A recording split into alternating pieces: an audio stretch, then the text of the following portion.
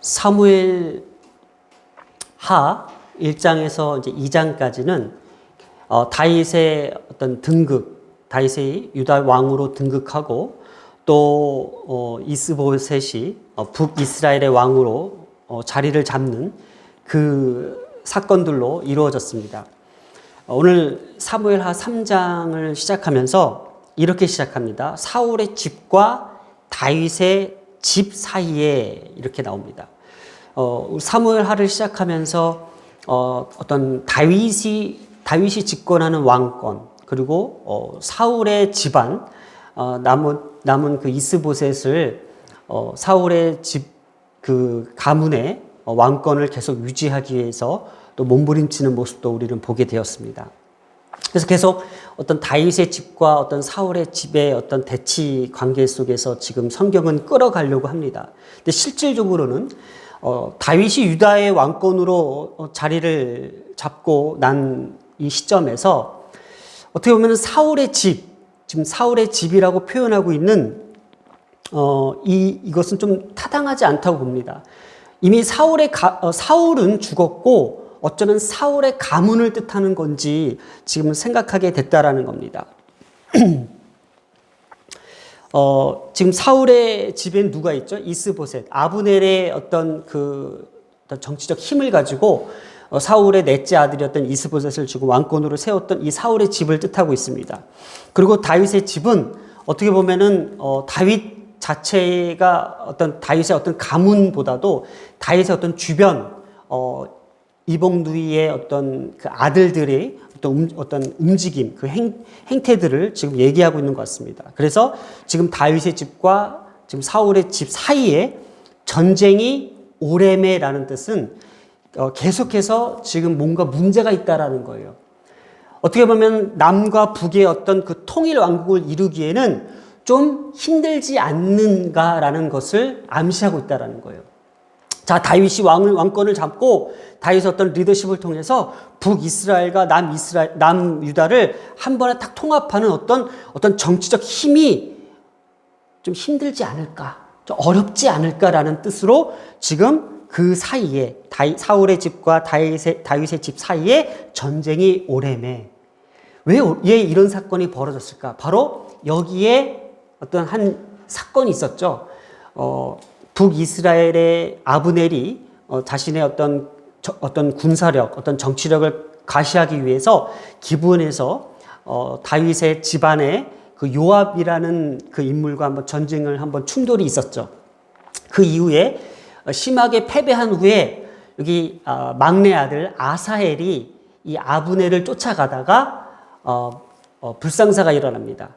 피치 못하게 아브넬이 이 요압의 막내 동생을 창으로 찔러 죽이는 사건이 나옵니다. 이 사건으로 말미암아 이 다윗의 이복 누이였던 그 첫 아들 장남인 요압이 자신의 동생이 죽은 것을 알고 나중에 후반부에 보복하는 장면, 이 보복하는 과정 속에서 아브넬은 죽고 또 아브넬은 또 이스보셋을 죽이는 이 모든 과정 속에서 이게 얽히고 설켜서 문제가 되는 거예요. 평화적인 어떤 통일보다도 어떤 이 전쟁이 자꾸 오고 가고 서로 오해가 가면서 서로 형제들을 죽이는 그런 일들이 벌어지고 있다라는 거예요. 실질적으로 보면은 하나님 입장에서는 이 북이스라엘은 남유다든 한 민족이요, 한 족속이요, 한 형제라고 했습니다. 실질적으로 다윗도 이 사울의 사위였어요. 사울의 아내가 등장하죠.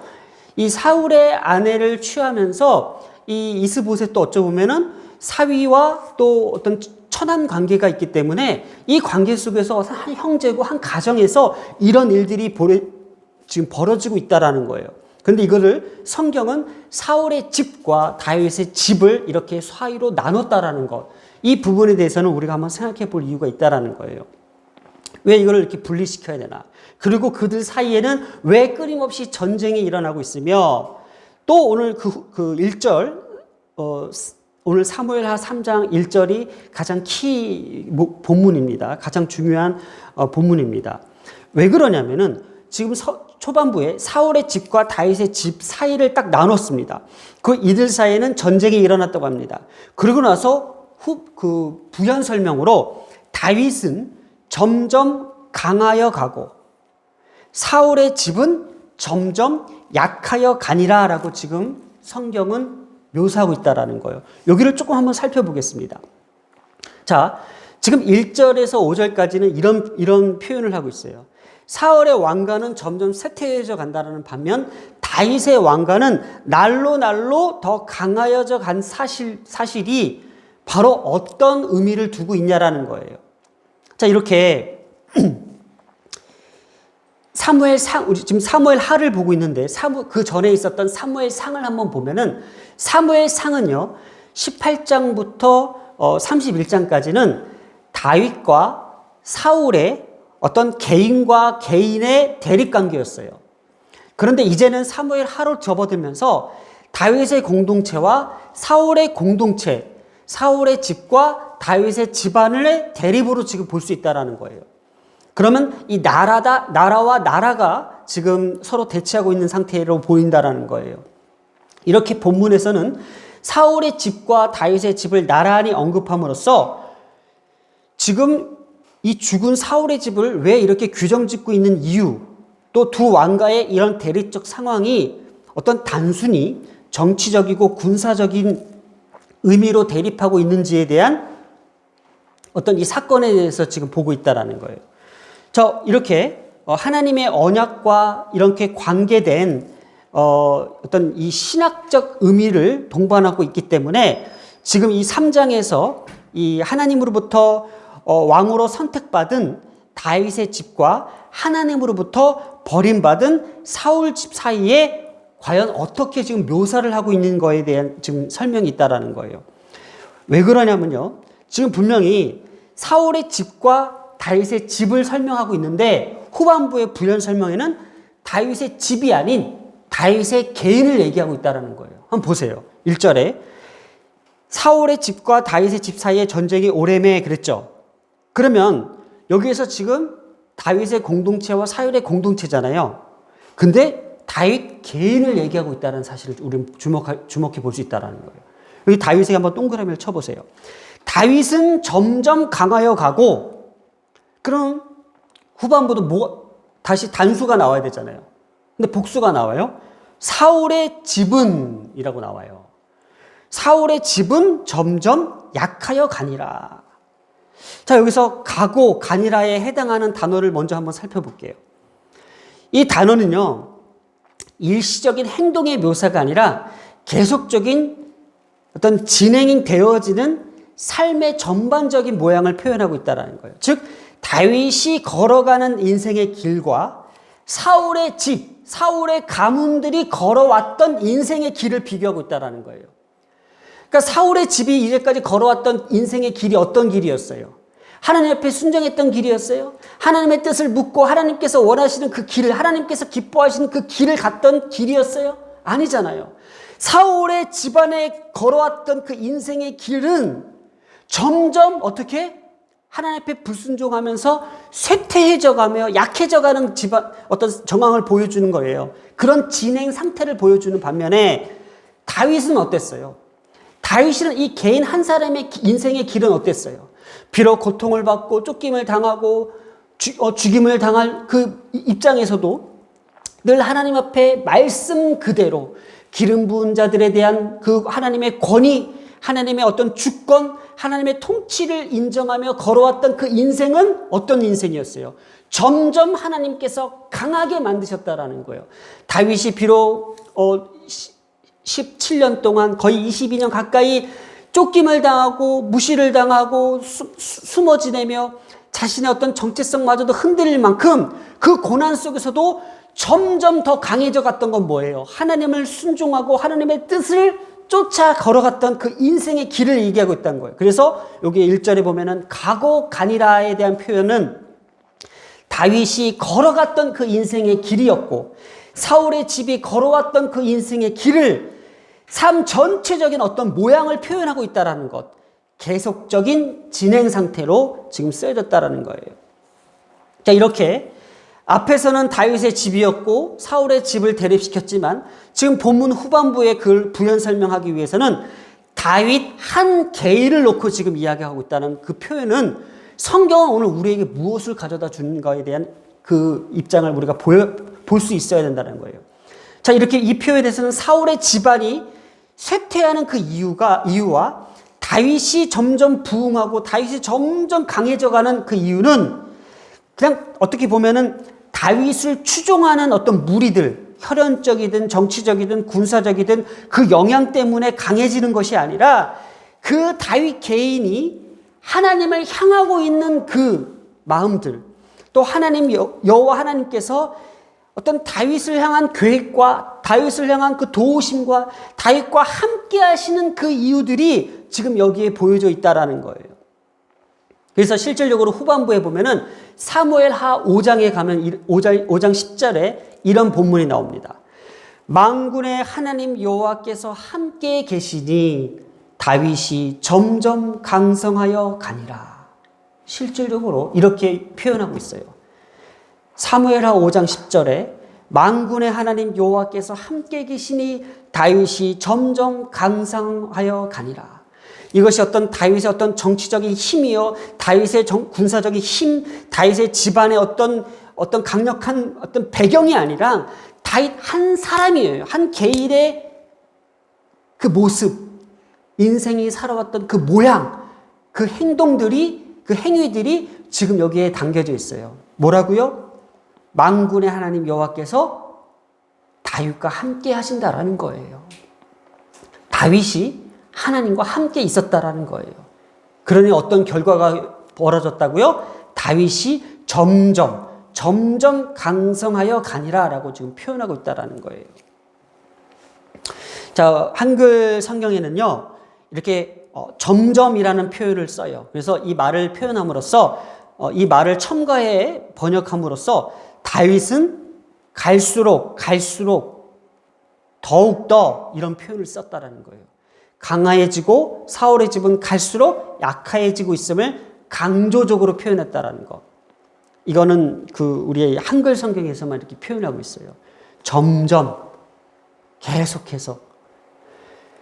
자, 그런데 우리가 2절부터 5절에는 갑자기 이제 느닷없이 다윗의 아들들을 등장시키고 있어요. 그래서 첫째 아들부터 여섯째 아들까지 누구 아내로부터 어디에서 헤브론에 이 지역적 어떤 의미를 담고 있어요. 헤브론에서 다윗의 아들들을 지금 나열하고 있습니다.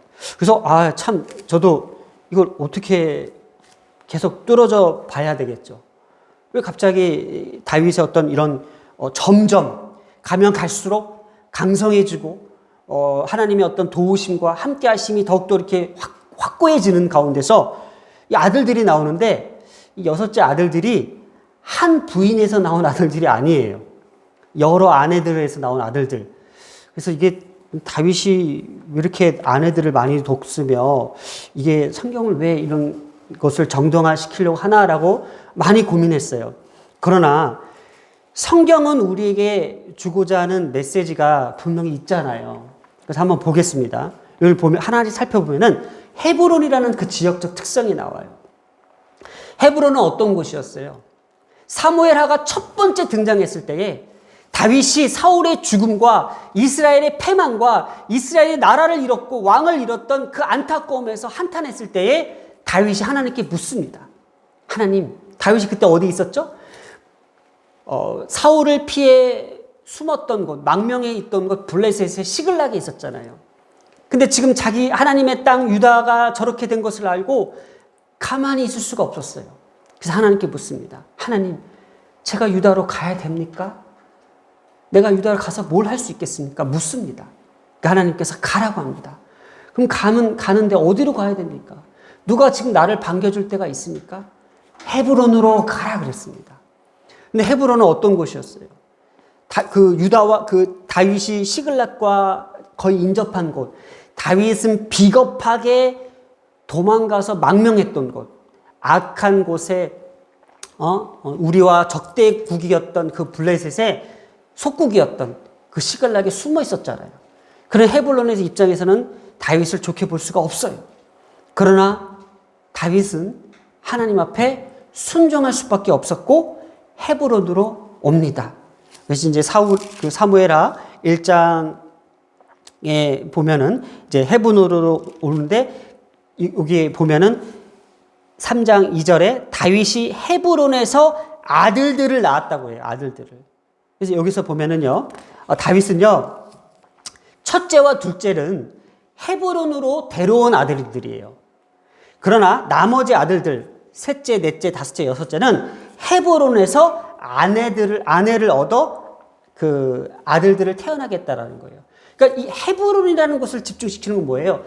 그만큼 다윗은 하나님의 순종으로 말미암아 하나님께서 이 헤브론으로 가라는 했던 이 순종으로 말미암아 하나님께서 이곳에서 이렇게 많은 축복을 주셨다라는 것을 성경은 얘기하고 싶은 거예요.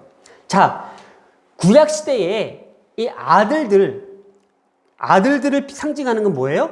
다윗으로 말미암아 하나님께서 이렇게 다윗에게 번성하게 하셨다라는 것. 그리고 여섯 명의 이 아들들은 뭐예요?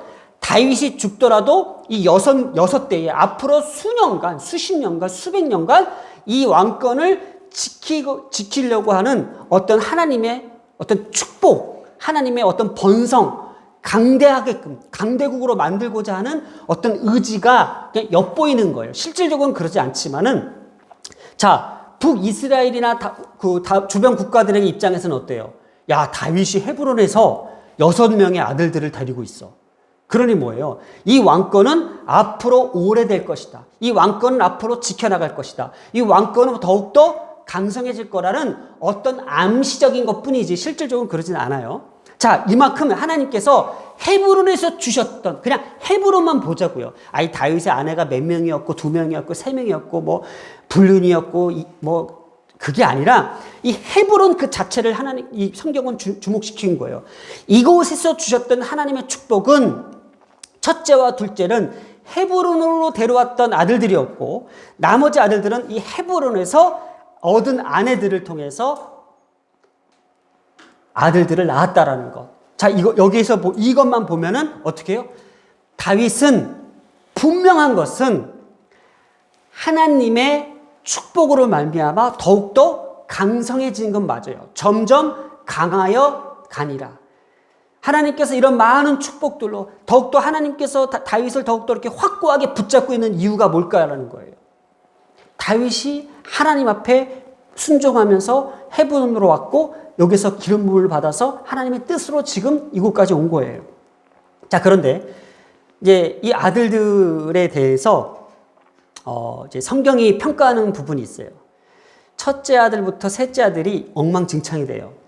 이제 자기 누이 서로 이제 배다른 이제 엄마에서 나왔기 때문에 그 첫째 아들이 이제 그 셋째 아들의 그 누이를 또 간통하고 이 압살롬이 또 이 암몬을 죽이고 해서 형제의 난이 일어나고 여기에서 또 넷째, 셋째는 이름도 없이 흔적이 없어지고 이렇게 다윗의 어떤 이 아들들이 와르르 무너져 버려요. 이건 이제 후반부에 나올 이야기인데 저는 이렇게 해석해요. 결국 하나님께서도요.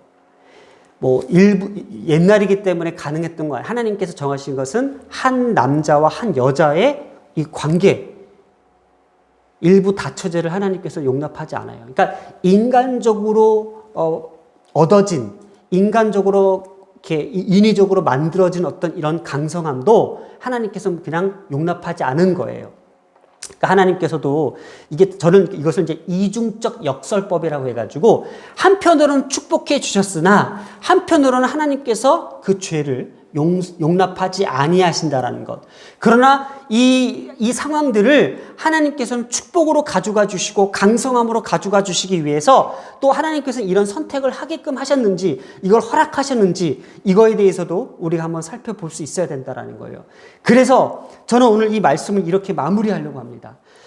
분명한 것은 하나님께서 다윗 한 사람에게는 점점 가면 갈수록 강하게 왕성하게 만드셨습니다. 이건 분명한 사실이에요. 왜냐? 다윗 이 한 사람은 하나님 앞에 충성하고 하나님 앞에 순종하며 하나님의 뜻을 따랐던 인물은 확실해요.